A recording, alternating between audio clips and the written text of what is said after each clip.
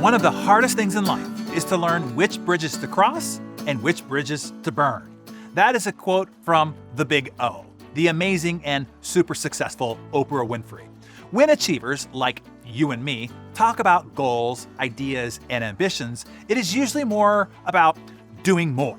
New opportunities, new initiatives, new projects, new connections, new ventures, and so on. But most often, to get you from where you are to where you want to go, it is not about constructing new bridges. It is often, more times than not, as Oprah said, about selecting one of the bridges you already have and deciding which bridges you need to burn. When Steve Jobs returned to Apple in 1997, the company was, according to Steve, 90 days from being insolvent. Sales were dismal. The story goes that Steve was asked by a friend which computer she should buy. Steve was stumped. Despite hundreds of products, there was no clear answer to which one would be best for her. The company had been making multiple versions of products to satisfy requests from retailers, including 12 versions of the Macintosh computer. After weeks of meeting with product people, he had heard enough. Steve had to do, as Oprah said, select which bridges to cross and which to burn. In the middle of a product meeting, Steve shouted, "Stop!" and said, "This is crazy." Taking a marker, he drew a 4-box chart that would form the basis of the Apple product range for years to come. The 4 boxes would focus the company and help simplify the choice of a consumer only having to answer 2 questions. Are you an everyday consumer or are you a pro? And do you want a portable or do you want a desktop? That's it. Apple then selected 10 products that fit into those 4 boxes and burned 340 other products. Yes, even if they were making some money. Yes, even if they were somebody else's pet project. Yes, even if some customers, dealers, or distributors complained.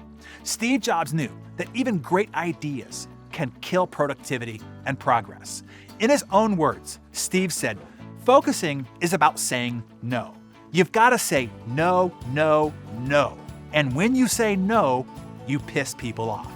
To Jobs, focus wasn't about willpower. It was about the courage to abandon 1,000 great ideas to meet one big goal, even if that made people mad in the process. Steve explained it to his team that Apple's ability to execute was really high, but that it was executing wonderfully on many of the wrong things. When there's this sort of distraction, said Jobs, the total is less than the sum of its parts. 1 year after Steve burned 70% plus of all the bridges at Apple, the nearly bankrupt company turned a very healthy $309 million profit. When Jobs died in October of 2011, Apple was already into the $300 billion market capitalization range. Then Steve's iPhone, which converged 3 product categories into 1 product, kicked into hyperdrive, and the company saw its value surge by $250 billion to $600 billion in a matter of months. As Steve was famous for saying, focus is about saying no. I'm actually as proud of the things we haven't done as the things as we have done. Innovation is saying no to 1,000 things. You have to pick carefully. So how about you? Are you trying to cross too many bridges? Do your goals, your ambitions, and plans have you constructing even more new bridges instead of selecting which to focus on and which to burn? Or maybe you need to stop worrying about what other people are doing. Maybe you need to stop worrying about finding that big idea. Maybe you need to take a step back from certain relationships. Maybe you need to stop working on a new project that you just started. Maybe you need to cut some family activities and focus on quality time instead. Think about it. Jot down some ideas in your Darren Daily Journal and share below which one or few bridges you're going to select to focus on crossing and which bridges are you going to choose to burn. Every great leader, every impact maker started with a mission. They stepped up. They fought for the underdogs, for change, for the future.